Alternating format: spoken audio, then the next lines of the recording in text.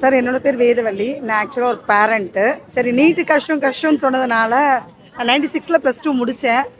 சரி பரவாயில்ல எழுதி தான் பார்ப்போமே, அந்த சிலபஸை வச்சியும் இப்போ நான் கொஞ்சம் அந்த புக்குங்களை வச்சியும் நீட்டில் ப்ரிப்பரேஷன் பண்ணி நான் எந்த கோச்சிங்கும் போகல சார், எதுவுமே பண்ணலை. என்னோடய புக்ஸு, ரெஃபரன்ஸு, நான் படித்த சிலபஸ்ஸு, அப்புறம் யூடியூப்லஸில், அப்புறம் கூகுளில் இதெல்லாம் நான் ட்ரை பண்ணி தான் இப்போ எழுதினேன். எனக்கு தெரிஞ்சு பேப்பர் ஈஸி தான் சார்.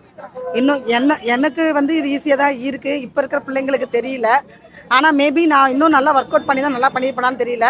டஃப்பாக இருக்குமாவும் தெரியல. ஆனால் பட் ஓகே, பேப்பர் ரொம்ப ஈஸியாக தான் இருந்தது. ஃபிசிக்ஸும் ஈஸியாக தான் இருந்தது, கெமிஸ்ட்ரி ஈஸியாக தான் இருந்தது. பயாலஜியில் மட்டும் கொஞ்சம் கொஷின்ஸ் இது பண்ணியிருந்தாங்க. பட் ஆனால் அது உள்ளே இருக்க சப்ஜெக்ட் பிரகாரம் பார்த்துருந்தா அது ஒன்றும் பிரச்சனை இல்லை சார். ஃபிசிக்ஸில் வந்து மேக்ஸிமம் கால்குலேஷன்ஸ் கொடுத்துருந்தாங்க. கெமிஸ்ட்ரி நம்ம ஈக்குவேஷன்ஸ் படிச்சிருந்தா கண்டிப்பாக அந்த சால்ட்லாம் படிச்சிருந்தா எழுதியிருக்கலாம் சார்.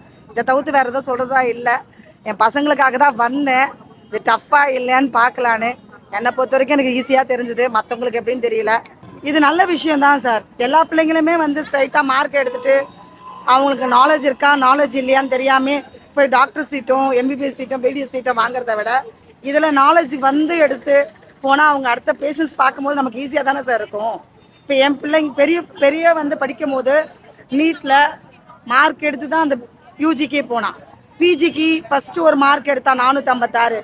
அவள் கேட்ட கோர்ஸ் கிடைக்கலன்னு சொன்னால் ரெண்டாவது திருப்பி எழுதி திருப்பி ஆர்த்தோ பண்ணுறதுக்கு நான் திருப்பி அது 556 எடுத்துகிட்டு போனான். இது பார்க்க டஃப்பாக தான் சார் இருக்கும், ஆனால் இது யூஸ்ஃபுல்.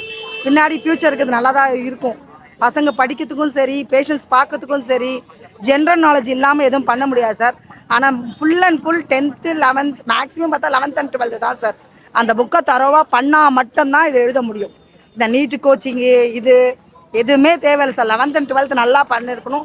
10th சயின்ஸ் நல்லா பண்ணியிருந்தா கண்டிப்பாக பண்ணலாம் சார்.